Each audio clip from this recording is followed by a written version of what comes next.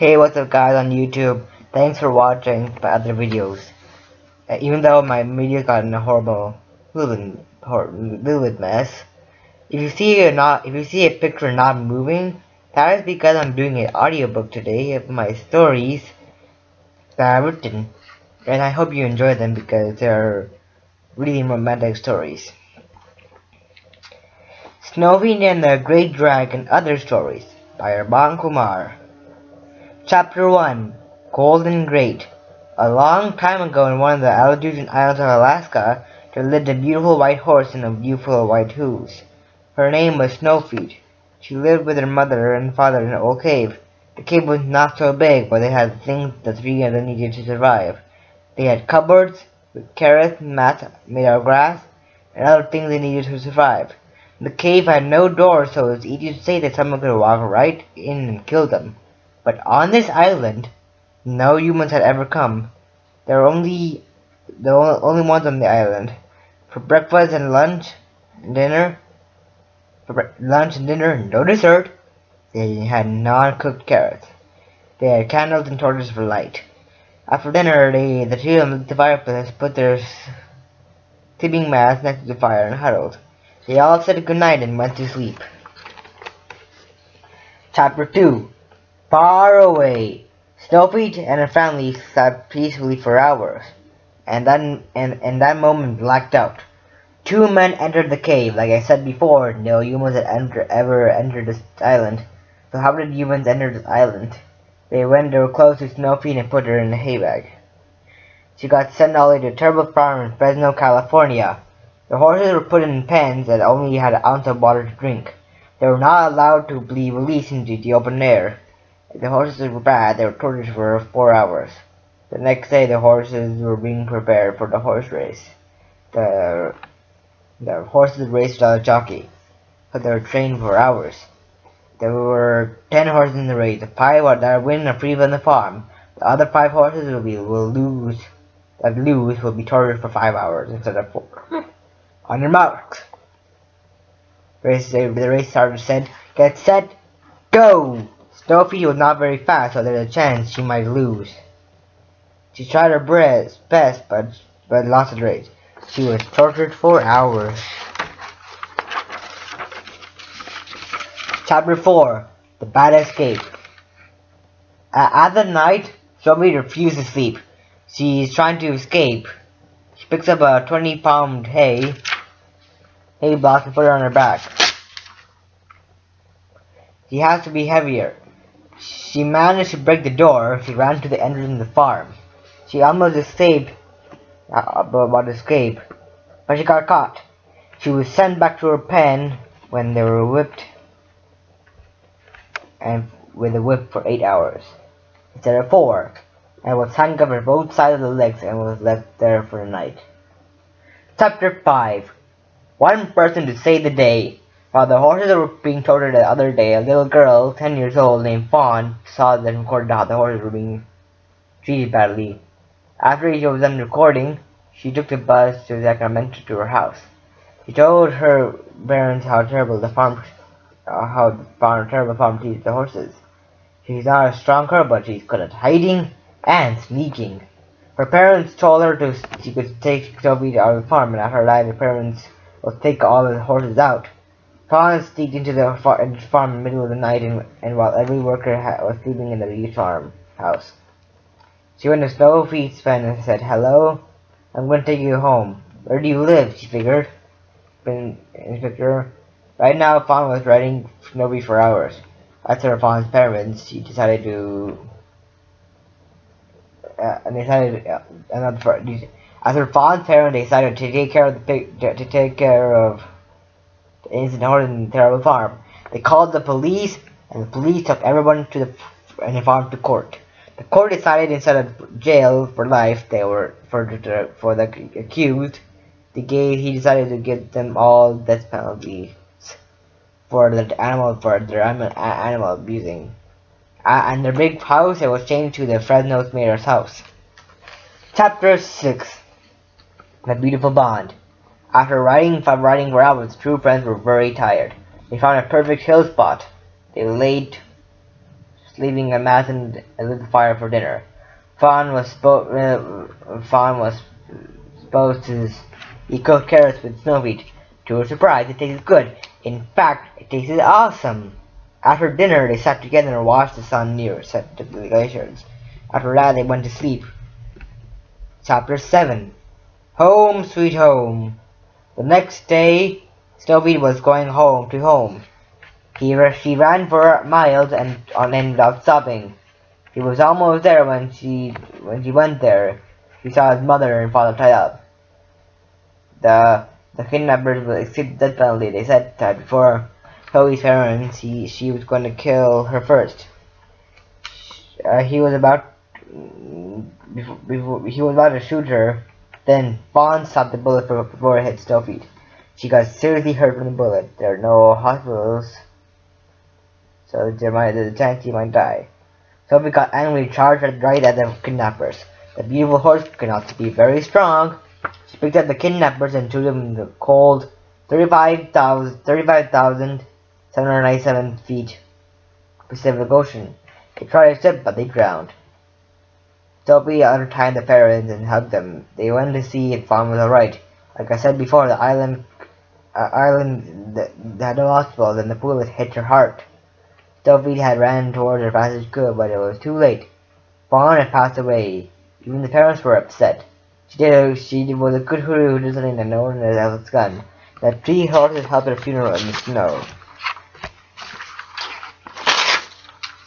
Suddenly, a large boom filled the sky. Sturge helped her carry her away to a place that she feels that will make her understand. Everything will become clear to her.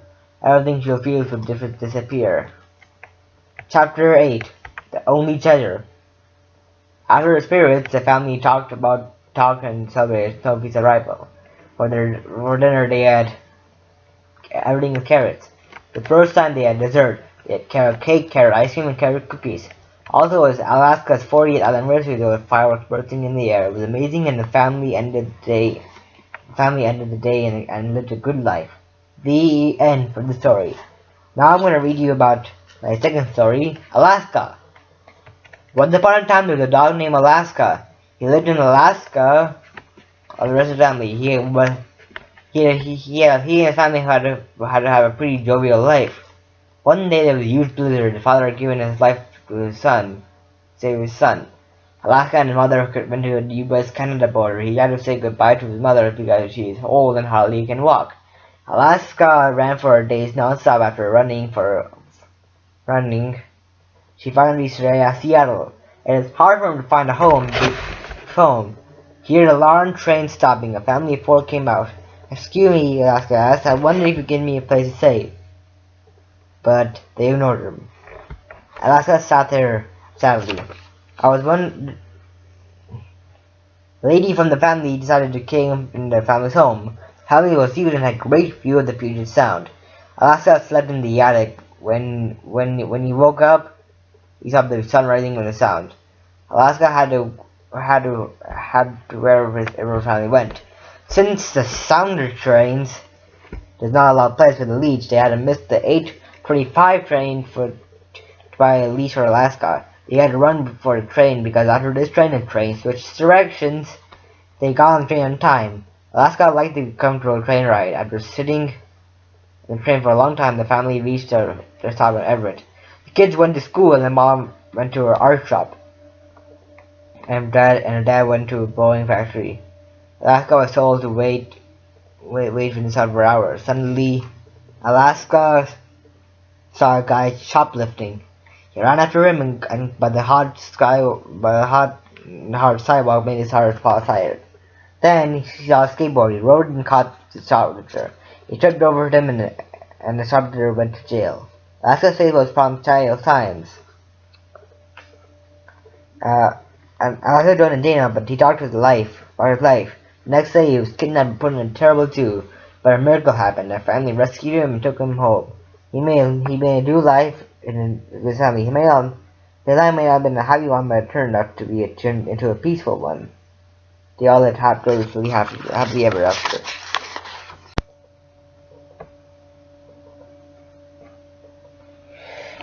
Hey, you guys, and welcome to Snow Pete and Other Stories Part 2. Now I'm going to tell you a story about my other story called Lost. Enemies for a long time. A long time ago. You was in Canada were enemies for a long time. They were fighting and fighting for a long time. Actually, the story is mostly about a 7.5-year-old girl named Aurora. She had an amazing life, except she can't speak a word. No one knows why she cannot talk. Her family is 16 people, including her. She also is Jewish and Canadian. One day, her mother decided to go on an Amtrak train towards New Orleans. Then the train stopped in St. Louis for track repair. The girl went out to explore the trains and went outside. It was a new moon in the sky, so it was very hard to see anything. Suddenly, the train moved away from top. Aurora tried to catch up with the train, but the train went away too quickly. Since it was night, she was very tired. She had to sleep in the grass until the morning. The next day, she went to the city of St. Louis. As soon as she entered, fireworks burst in the air. Soon she realized it was a festival. There was a shining song going, "Hail to the mayor of St. Louis, Greg Pilot." After a few minutes, the mayor saw Aurora. She looked into her eyes and said, "Hello, are you lost? Where do you live? You cannot speak?" Greg decided to take her to a fancy house. They took the subway train to Town Hall Station. There were 7 stations away, so the train trip was long. After a long trip, they walked a few blocks to Greg's house. It was enormous. In fact, it was as big as Century Field and Seiko Field combined. Greg lives with his mother along with his father. Rosetta. Along with his father and his sister. He told his family about a speechless girl who was lost. They did not know where she's from. The next day, they went to a Christian church for their prayer. Aurora was gone. They looked everywhere in the city until they saw her in a Jewish church. They soon realized that she was Jewish, not Christian. After night, the family was watching a soccer match on TV. US and Canada were playing. US was not doing so well, but Canada was doing brilliant. After the match, he showed a Canadian flag. Aurora went closer to the pad and touched it. The family was shocked to see she was from Canada. As you know, US and Canada are still enemies. She spoke to her family. "I will do whatever it takes to get her out of our family. I don't care where she's from," he said. Will Aurora get home? Well, you do not, my friend. You will soon find out. Home. Greg began his journey to take her home to Canada.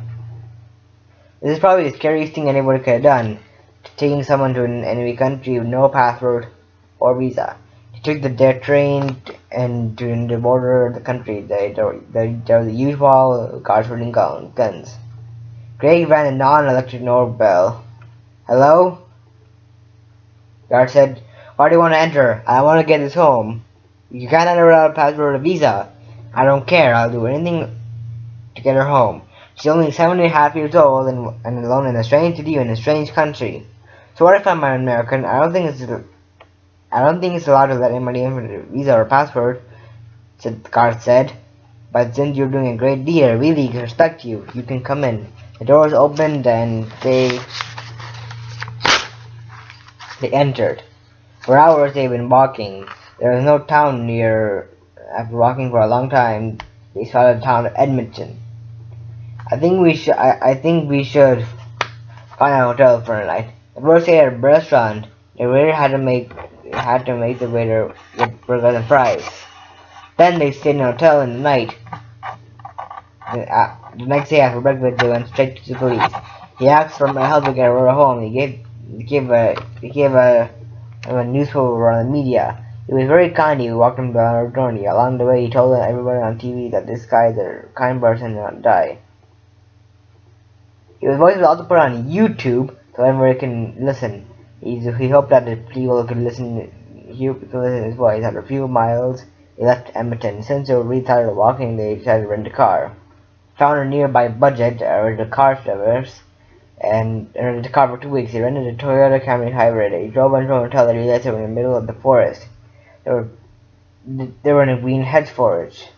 The forest was the third largest forest in Canada, so it was easy to get lost. Suddenly, Aurora got out of the car and ran away. Wait, wait! I guess I had, the media guys and Greg said, but she both disappeared. I guess I had to find her, Greg said. Yeah, the media people said. They both went in the forest and left the road behind. Okay, for them, it was daytime, so they did not have trouble seeing anything. There were no people in the forest, so they were all alone. The mothers, after a few miles, they saw the owls. They saw Aurora hugging your mother. Your enemies saw Greg. Telling him what happened next. Will US and Canada be friends? Or still enemies? Who knows? Animal versus man. A long time ago, humans had ruled the world. We invented technology so we detect techs that we think are cool and made. But before these techs were have few animals endangered. This is a story about our tropical animals including elephants, lions, tigers, deep desert wolves coming together in Africa to find out. Why do man want to kill us? They discussed for days, still could not find a reason. One day, a mother and an elephant and her babies got a sunrise and they see a nearby village. They were curious. Why does man want to kill us? She summoned the king of forest, the lion. He said that the only reason they're attacking it is because of the tigers. The next day, an elephant and baby went to follow the tigers. They were about to catch their prey. The tigers were about to catch their last bit of prey. Suddenly, the elephant charged them and grabbed them. She threw them on the ground. The baby found some vines. The elephant took some vines and tied the tigers up. She took the tigers to the king, and the king imprisoned them, and the animals never attacked man again, and man never attacked animals again. The end. Saving Seattle. A long time ago, a family of four lived in a tiny apartment in New York. The family had a mom, a dad.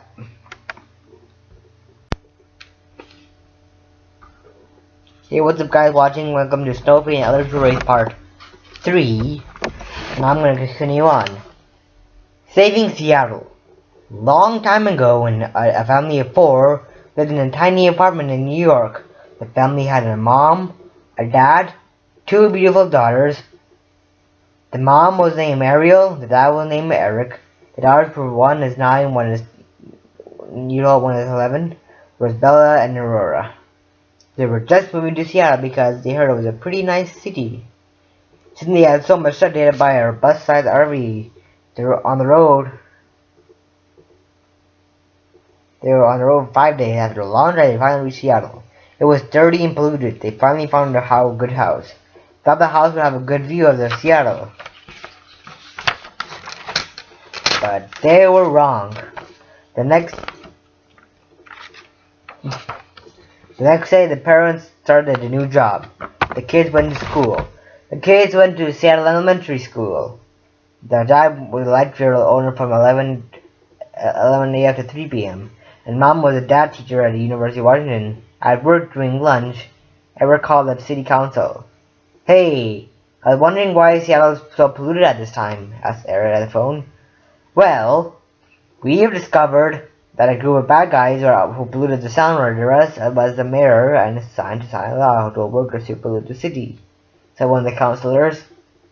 Eric left early today to tell his wife and the kids what happened in the city. He really made fun. He and wife were going to go to the computer and look at the bad guy's house where it was.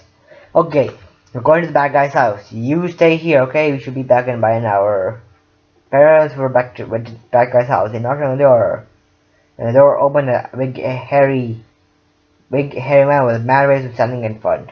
Well, what do you want? The guy said. We want to talk with you. The parents said together. The guy let them in. The house was big and fancy, but dark and scary. They sat in the living room. You want to know who ruined the beauty of Seattle? Asked the parents. We did. Why? Said the parents. Said together, so we can have a fridge and we can make this mansion bigger and cleaner. Right now it's dark and filthy. I have no electricity. We will not let you mess up Seattle, the parents yelled. Well, in that case, I'll put you in somewhere. The parents were put in cells. It was a little light. After the children were playing a board game for more than an hour. Hey, I wonder what happened to Mom and Dad, Belle said. I think they were locked up in the back guy's house. I'm gonna computer find the bad guy's house. We'll go there right now. She went to the computer and found the location. The girls took their bikes and rode out to the back way to the house. They knocked on the door. At the same guy who the terrorist had said, "We want our parents right now," the girls yelled. "Never!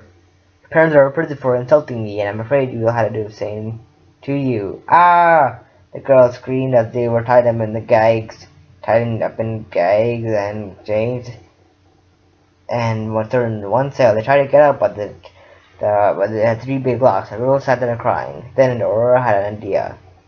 She and her sister were going to pretend that they were fighting when they saw the girls free their parents. "You're very sick about it. We called 911. Suddenly, bad guy became angry.